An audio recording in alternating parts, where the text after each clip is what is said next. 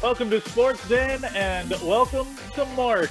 March the 1st, that means we can see the light at the end of the regular season tunnel, Rick Palermo, and that means there's some postseason on the way. JW Cox, Rick Palermo, good to be from home. Nice to see the flag behind you again, Rick. We haven't done this in a while. Yeah, I'm not in Chicago, though. Still here in Minnesota. Wish we were in studio, though. That was fun the other day. That was fun. We'll get back to it. We'll do more. And just like you'll get back to Chicago at some point, we'll get back in studio.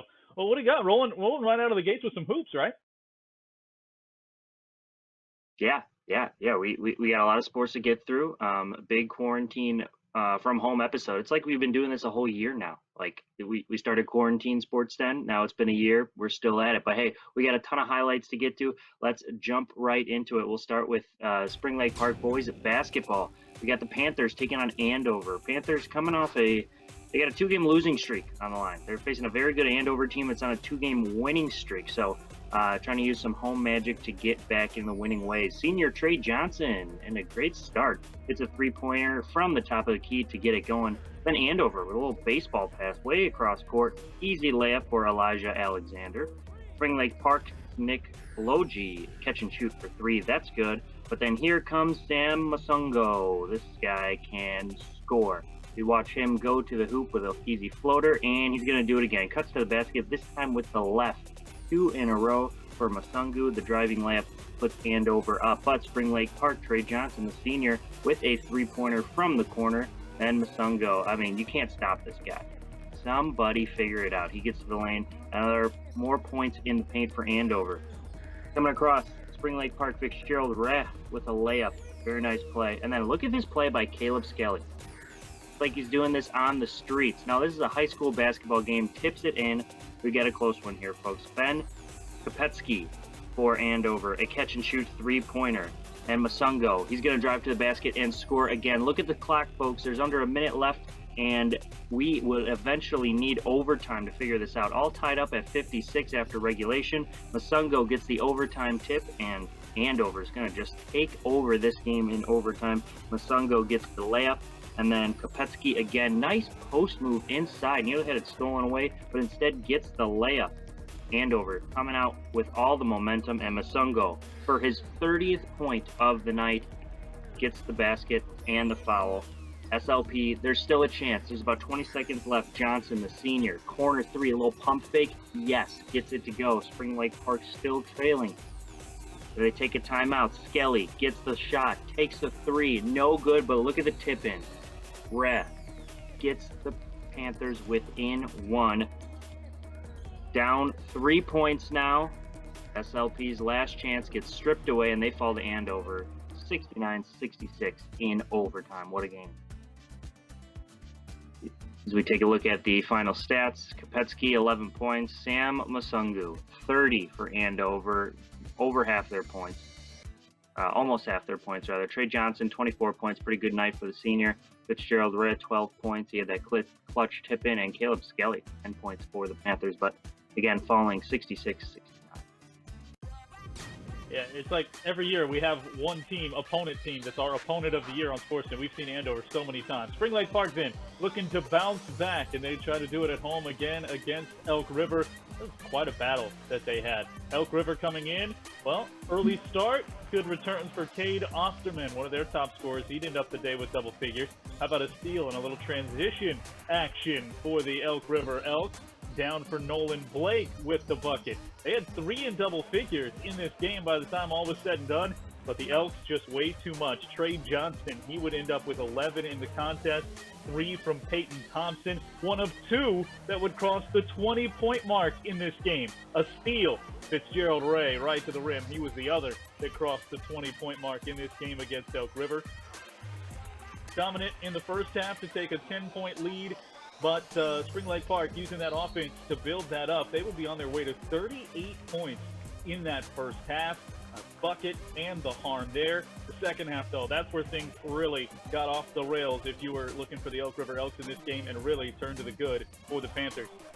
Nick Ojai with that quick bucket. Then the hands underneath to get the steal. Bullet pass up ahead. Ojai, nice the pass. find, the finish. Peyton Thompson in transition. You love when they can roll it like that. they would eventually run this out to 43 points in the second half, as much as a 26-point lead for the Panthers at home. Shots falling, bounces not go, but there's some offensive glass to get cleaned up underneath for Evan Federovicius. A vicious return and putback. Then right back in the middle, Peyton Thompson on his way to his 23 in an Elk River loss, 81-63. The Panthers get the win and do bounce back. As mentioned, 23 for Thompson. Fitzgerald Ray with 20. Trey Johnston, 11. Evan Federovicius had 11. 7 more from Nick Ojal. All kinds of scoring up and down the roster in a balanced attack for the Panthers as they were able to bounce their way back to the victory after that tough loss against Andover. So where do they stand right now? Northwest Suburban Conference North. Well, that's where the Bengals and Cougars reside. The Bengals just a game under 500 in conference play, sitting there in fourth. Spring Lake Park is in fourth, sitting at 500, trailing Totino Grace and Osseo in the Northwest Suburban Conference West. And then you got Centennial, one up from the bottom there at 2-6 in North Division play. Rick, what do we got coming up? Let's take a look at the schedules. This week, Blaine, 3 games every other day they're playing. Park Center, Rogers, then at Rogers. Centennial has Osseo, then they're at Coon Rapids and at Park Center later this week. A lot of games this week for our teams. Then at Anoka for Spring Lake Park, at Maple Grove, then back home against Armstrong on Saturday. So 3 games this week for all 3 of our squads. We take a look at the girls basketball standings, and as you'd expect, Centennial on top of the Northwest Suburban Conference North. Perfect 8-0 in conference play. I don't think we've ever seen them lose. Blaine on the other end, 3-6, kind of in the middle of the pack. A couple more wins, they can get up, and they're only 1 win behind Maple Grove in terms of conference wins. So Blaine right in the thick of things here in March. Certainly some good returns on the girls' side. Schedules coming up, busy weeks on the girls' side too. Park Center and Rogers on the road for Blaine, then Rogers at home.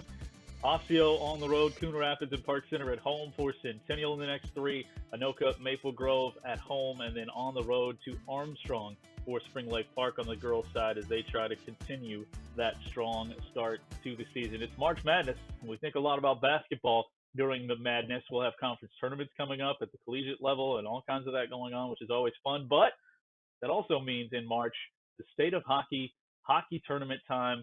Lots of goings on with that with the State High School League, but right now still in the regular season, Rick, and we had some good battles this past weekend to take a look at for our teams in girls hockey. Yeah, as you said, March means basketball, but also means state tournament hockey as we're getting towards the end of things for high school. Let's start with the girls. We got the Bengals and Anoka Spring Lake Park going at it. The Bengals coming off a 1-0 win over Maple Grove. Impressive shutout from their goaltender, and it's a cat clash. Anoka coming off a 5-2 win. Anoka Spring Lake Park, that is the co-op. All right, Brielle Fussy finds the scrum in front of the net, and her backhander makes it 1-0. Gets Blaine on the board. Easy goal there, tough for the goaltender. Now we got Shelby Sandberg in open ice, skating through everybody, takes a shot, gets blocked, gets her own rebound, and buries it top shelf. Impressive goal, a little flip shot, makes it 2-0. All right, we go to the second period, and Anoka Spring Lake Park fights it out of the corner. A clap bomb in the middle of the ice for Erin Olson, the captain.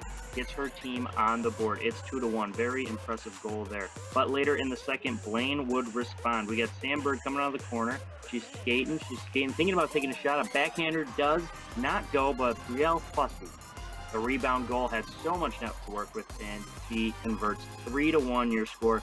We go on to the third period, and look at the skating. Maya Anderson with a stick lift gets through open ice. The shot doesn't go, but the rebound, that's the story of this game. Natalie Danielson scores it. Blaine wins 4-1 over Anoka Spring Lake Park.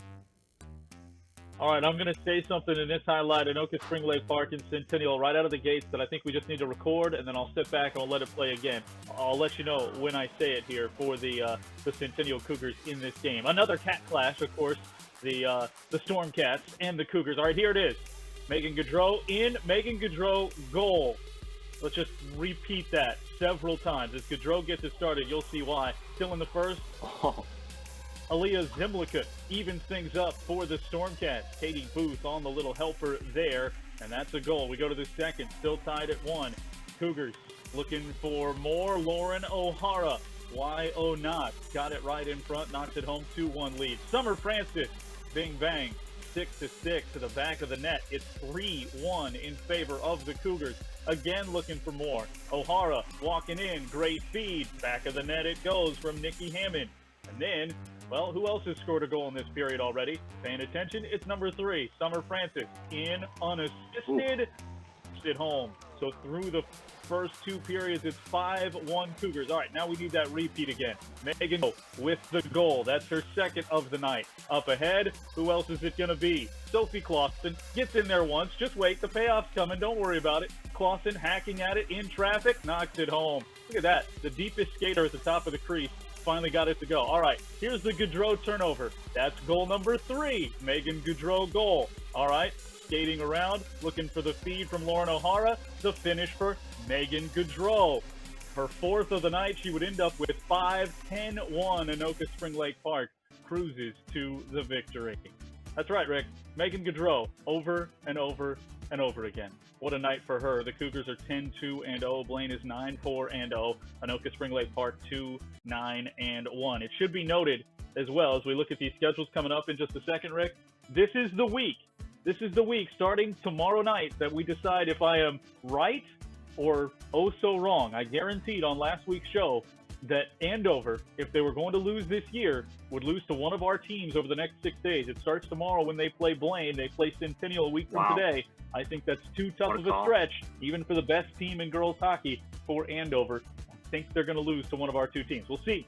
Could happen tomorrow. Could happen next Monday. What else we got on the girls hockey schedules there? Well, I hope it happens at against Blaine, because I'll be watching that one, and I will text you when it happens. Then Centennial will be taking on Armstrong Cooper and Blaine, then Andover at the start of next week, next Monday. And then Anoka Spring Lake Park, they've got 2 co-op matches versus CPCR and Osseo PC this weekend. This is called doubling down right there, what I did, Rick. I did it last week. I took some grief for it. Doubled down, ready to roll on that. Doubling down and the Bengals. Doubling down either makes you look really good or really bad. So good luck to you. Hey, I'm here now. Yeah, I'm here now, so I might as well try for the really good, right? What do I get for almost good? Almost good. Well, we've got some almost good highlights continuing on here. Spring Lake Park boys squad taking on an Osseo team. Let's get to those highlights now. An impressive 8-4 win for Spring Lake Park last time out. They're facing an Osseo team who's really struggling. They are 0-7-1 over their last 8. In fact, they haven't won since January 28th. So Spring Lake Park looking to take care of business on their home ice. And in the first period, they start off pretty hot. Blake Lusick with an easy goal makes it 1-0. And then the Panthers coming through here. Look at the skating, the backhand, no. And again, the common theme today is rebound goals. The snipe from the blue line, Gavin Forga. What a goal. Doubles the lead in the first period.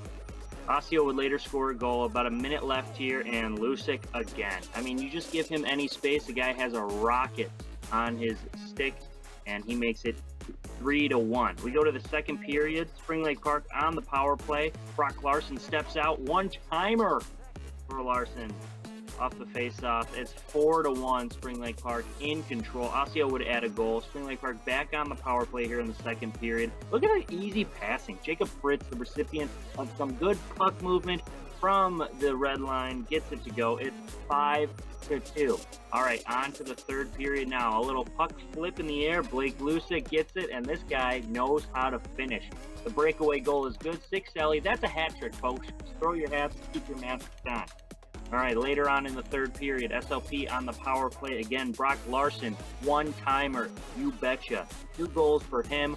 Impressive game. That's 3 power play goals for Spring Lake Park, but they're not done. Blake Lusick, what's better than 3 goals? 4 goals. Spring Lake Park wins 8-2. Lusick with half the goals for the Panthers.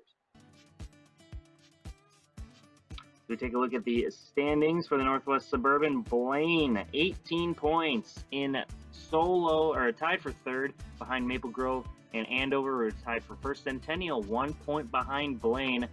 They're looking to finish out in the top third of the standings, and Spring Lake Park earned their 6th point in conference play there in the win over Osseo, who is mightily struggling, JW. Someone's got to struggle, Rick, unfortunately, and well, this year it's the Osseo Orioles. Coming up for the Blaine Bengals, Blaine at Centennial. That's a game that we have on our airwaves this week, and you can rewatch that one after you finish watching this show. Then Andover for Spring Lake Park. The rest of the week for Centennial, Tino Grayson in the rematch against Blaine. Elk River, Zimmerman in between their rematch against Centennial for the Blaine Bengals. Packed show, so let's take a break. We'll take a little breath, come back. We need the breath, Rick, because next we dive into the pool. Can't breathe underwater, but you can take breaks in Sports Den. We'll be back right after this. Rick's got his mask. I was looking for my record albums to reference that one. Oh, he's back. Good. Yeah, that was a long break. I went downstairs. Okay, good. You're back. All right. Swimming and diving. That's what we got coming up. We'll start with Centennial in the pool at home against Anoka. This is a battle in Northwest Suburban Conference. Boys swimming of two squads that are 4-3 in meets on the season, and it was Anoka getting out to a sizable start that was tough to overcome. In varsity events, they won the first 7, including the 200 medley relay. Going into the individuals with the 200 free, got the victory there for Logan Day, stepping ahead of Aiden Gillen just by a hair. Individual medley, that kept the roll going for Anoka. Noble Singer, he's had one of the best seasons in that race. This was a tight event in the 50 free, 22.62 for Nate Anderson for the win, 22.68 for Hunter Belting in second. The 1 meter dive, Nate Anderson of Anoka took the win, it was Calvin Takinen of Anoka getting the win in that. Brian Schaefer was the top diver for Centennial. You see the dive there. They took the pause for the dive, and Anoka came right back. Noble Singer in the 100 fly, able to get the victory. He touches just ahead of Hunter Belting there, so Belting razor sharp margins in a couple of his. The 100 free, Nate Anderson again by just less than a second and a half over Aiden Gillen. The 500 free, it was a good time turned in by Liam Goulet with 5:22.62, but he came in second to Logan Day. Now, they were waiting a little bit on some of those returns. The Cougars found their stride, though, in the relays late. The 200 free, Gillen, Goulet, Washburn, and Belting with a time of 1:33.36 to take the top spot there. The 100 backstroke, back to Anoka for the win with Joseph Morphew. Under a minute, 59.62 for Morphew. George Atkinson in second for the Cougars. The 100-yard breaststroke on the varsity side, Mark Belknap took the win. And at this point, the points piling up in favor for Anoka. And they were getting right down to it. In the final event, it was still technically a meet, but it was the Cougars who would get the win. 3:31.92 in the 400 free for Gillen, Atkinson, Goulet, and Belting. Anoka wins it 101-83. You look at some of the top individual times, a lot of those tight seconds there, Rick, and it just was a slow start, so Anoka built that lead early, and you keep adding those points even for second, third, and fourth, and you keep piling that up, and it makes it tough to come back. But good times turned in. Ryan Schaefer, that was one of his best total diving performances there with the 134.90. Same for Tyler Salata, who came in first. Hunter Belting, a great time in the 100 fly and the 50 free, just 1/100th of a second off winning that one. And then the 2 relays, the 200 free and 400 free, excellent times turned in by the Cougars last Tuesday. Yeah, pretty decisive win there for Anoka. Let's see if the Cougars can turn it around against Elk River 2 days later. We'll start with the 200 medley relay. The Elks going to get this one. Isaac Kapsner, 1 minute 42 seconds and .34, wins by 7 seconds there. So Elk River off to a good start. Let's move on to the 200 free. Centennial, Hunter Belting, belts it out. Wins by 0.3 of a second. Very impressive win there for Centennial. On to the 200 IM. Isaac Kapsner again for Elk River, wins by 5 seconds. Decisive victory, 2:08.46 there. We go on to the 50 free, and it's Centennial getting the dub there. Aiden Gillen of the Cougars, 22.91 seconds. All right, let's go to the dive. It's Elk River's Sam Lovshek. He is going to finish in first place. This very impressive dive helped him there. Straight as an arrow going into the pool. More points for Elk River with the impressive diving from Lofchek. All right, let's go to the 100-meter butterfly. Preston Schmeidel of Elk River wins that one with 52.46 there. He gets a high five from his teammate. Onto the 100 free, Sam Alvacek. Very impressive there. He can dive and he can swim. Got first place in diving, gets first place in the 100 free. Onto the 500 free, Isaac Kapsner again. This is the fourth time we've said his name. He wins the 500 at a time of 5:08.68. For the 200 free relay, Elk River, Sam Lofchek and Lucas Lodmeyer. 1 minute and 35 seconds total. Onto the 100 breaststroke, Elk River's Preston Schmiedel, again, 56.79 there. Onto the 100 breaststroke, sophomore Max Schauer of Centennial wins that with a time of 1 minute 5.63 seconds. And finally, the 400 free, Centennial's Aiden Gillen and George Atkinson get the win, 3 minutes 33 seconds. But it would not be enough as Elk River edges out the Cougars 94-87.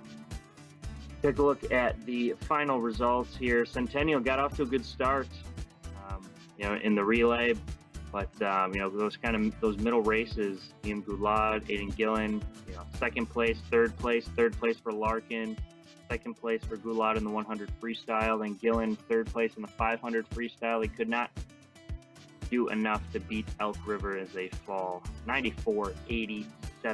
So two tough swim meets for the Cougars this week. What do they got coming up, JW?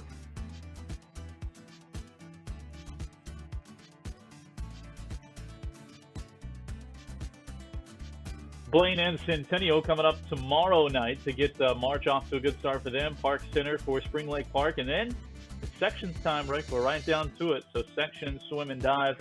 They're looking ahead to potentially put some swimmers in the state tournament as well. Spring Lake Park has had a good season, along with the Cougars fighting right there in the middle of the pack in the Northwest Suburban Conference, and the Bengals too. We had some dancers. I know you like to dance. I don't think you could dance quite like these dancers can, Rick Palermo, but Blaine and Centennial in jazz, and then some kick results for Spring Lake Park in a strong showing in the kick dance in Section 3. So yeah, good looking stuff for our section, or for our dance teams as well. Yeah, impressive. Spring Lake Park got a very good dance program. We take a look at the wrestling schedules for later this week. We are in the playoffs after this week, so a few more meets, and then it's it for the regular season. Blaine's got TG Irondale on the 3rd. Centennial's got Anoka Stillwater on the 3rd. An Irondale SLP combo is at Blaine, as we mentioned. So should be some fun action between our teams all getting going this week before they look toward sections. Love when that starts showing up on the schedules. Our gymnasts, they're still at it. Blaine, 3 more times they'll be in action at Osseo, at Centennial, and against Coon Rapids. Centennial just has Blaine left on the schedule, and Spring Lake Park will take on Breck and Richfield for their final 2 gymnastics meets of the year.